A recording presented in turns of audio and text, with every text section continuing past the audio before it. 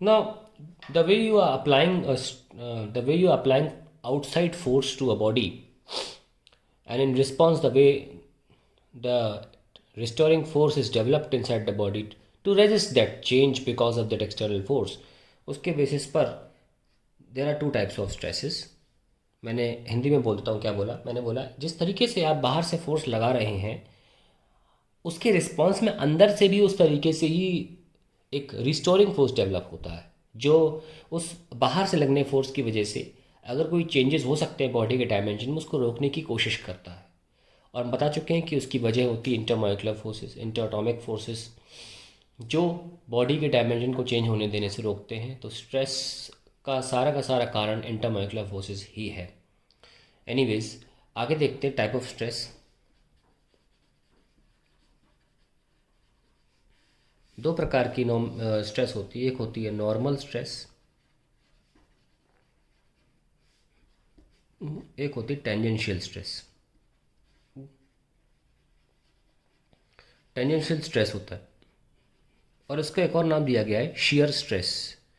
Shear stress इसलिए दिया गया है क्योंकि जो भेड़ बकरी होती है ना, भेड़ बकरी जिनका ऊन निकाला जाता है, तो ऊन निकालने में जो प्रोसेस होती है मशीन, वो उनके सरफेस पे ऐसे चलती है. उस प्रोसेस को शियरिंग बोला जाता है और इसीलिए इसका नाम भी शेयर स्ट्रेस पड़ा, क्योंकि आप एक सरफेस पर टेंजेंशियल फोर्स लगाते हो ना, तो वो शेयर प्रोसेस हो जाती है. इसलिए टेंजेंशियल स्ट्रेस के साथ साथ कई लोग, कई किताबें इसको शेयर स्ट्रेस भी बताती हैं. तो that is the reason behind you call it share, because the process of वो ऊन निकालना जो प्रोसेस होता है उसको शेयरिंग बोलते हैं. एनीवेज, नॉर्मल स्ट्रेस खुद दो प्रकार की हो सकती हैं. पहले की बात कर रहे हैं, पहले हेडिंग लिख लेते हैं. Normal stress. Normal stress. These are of two types based on the type of forces applied externally. Forces applied externally. जैसे कि पहला पहला बोलते हैं tensile stress. Okay, tensile stress ये क्या होता है? When an external normal force is applied on a body, applied on a body to increase its length, to increase its length, then in response a tensile stress is developed inside a body, inside the body. तो इसे बोलते हैं tensile stress. Just a second.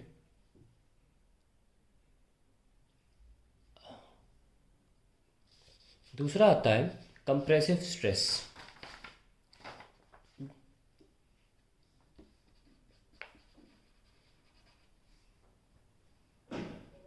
Compressive stress. When an external force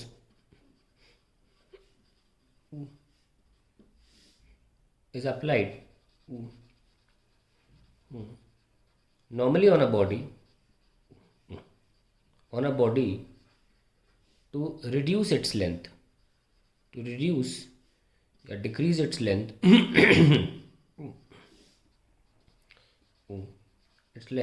then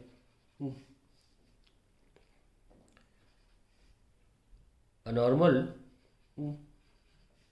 force is developed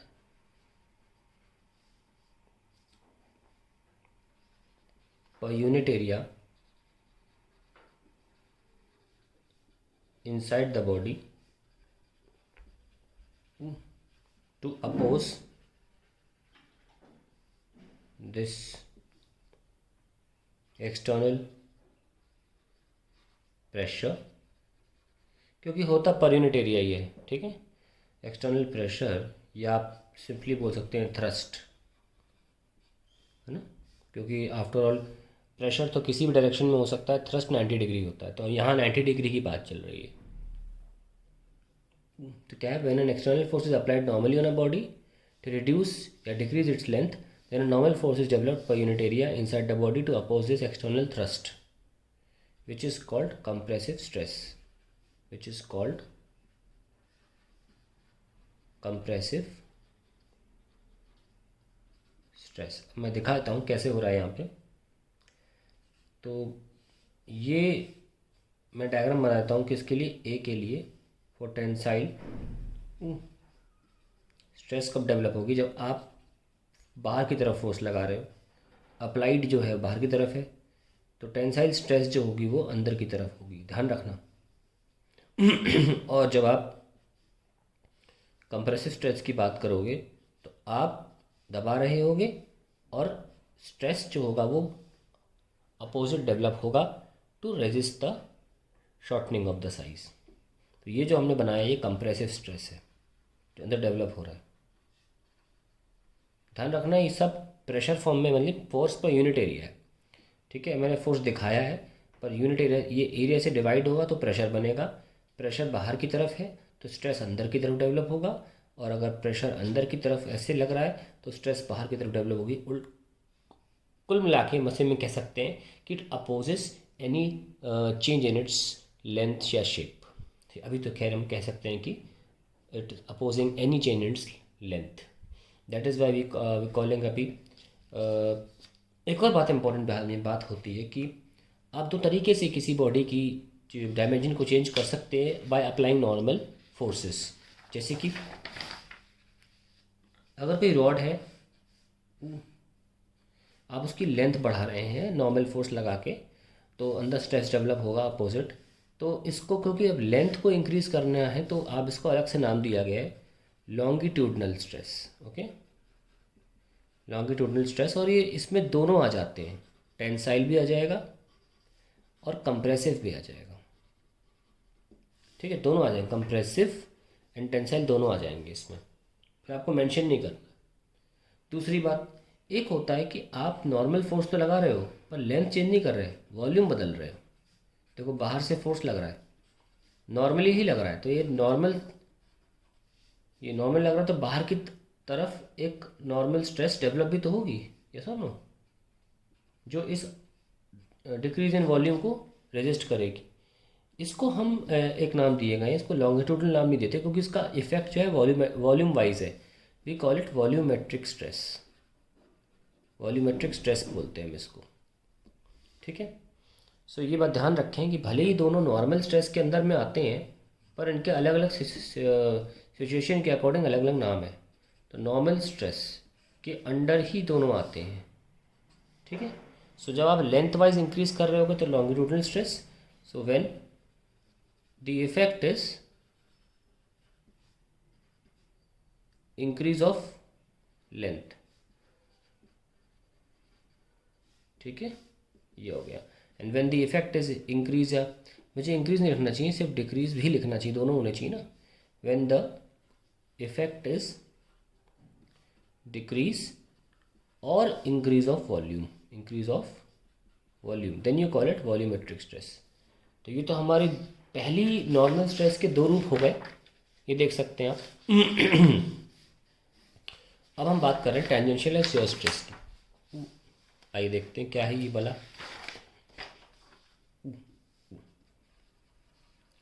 tangential और shear stress,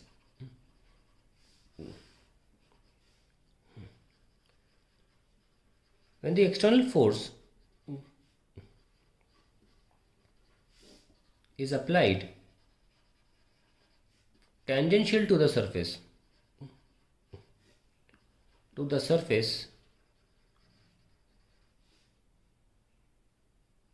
then the stress developed inside to resist any change in atomic order of the, atomic structure बोलें या order of the material is called tangential stress. मैं बार बार इस बात पे जोर लगा रहा हूँ कि stress internally developed restoring force है, जो हमेशा अपनी बॉडी की शेप को वही रखना चाहता है, ताकि आप ये बात जान लें कि बाहर से लगने वाला फोर्स जो होता है per unit area, that is pressure, but अंदर से डेवलप्ड स्ट्रेस होता है, दोनों में बहुत अंतर है। ठीक है। When the external force applied tangential to surface, then the stress developed inside to resist any change in atomic structure or stable order of the material is called tangential stress। ठीक है। तो इसको भी दिखा देते हैं। सपोज ये आपका सरफेस है कोई, और आप इस पर फोर्स लगा रहे हैं, इस तरीके से फोर्स लगाएंगे तो इसका जो स्ट्रक्चर है वो हल्का सा चेंज हो सकता है।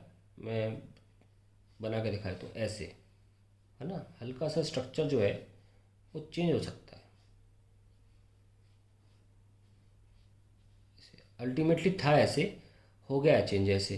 तो ये जो चेंज आया ये फोर्स की वजह से आया, और इसको रेजिस्ट करने के लिए अंदर एक डेवलप होगा स्ट्रेस, जिसको हम इधर की तरफ ये लाने की कोशिश करेगा। हालांकि ये मान के चल रहे हैं कि एंड रिजल्ट ऐसा है, पर फिर भी लग तो रहा है पीछे लाने की कोशिश कर रहा है। तो that is called a tangential stress, जो डेवलप होती। ध्यान रखना, स्ट्रेस हमेशा डेवलप होगी in response to external pressure, और इसके अलावा और कोई स्ट्रेस नहीं होती है। पर ध्यान रहे कि 3 प्रकार से स्ट्रेसेस बॉडी को चेंज कर सकती हैं, और हम देख रहे हैं कैसे, कि वो लिख लेते हैं। तो इसीलिए उनके 3 नाम भी हैं, जैसे कि इन 3 वेज stress is developed। पहला longitudinal stress,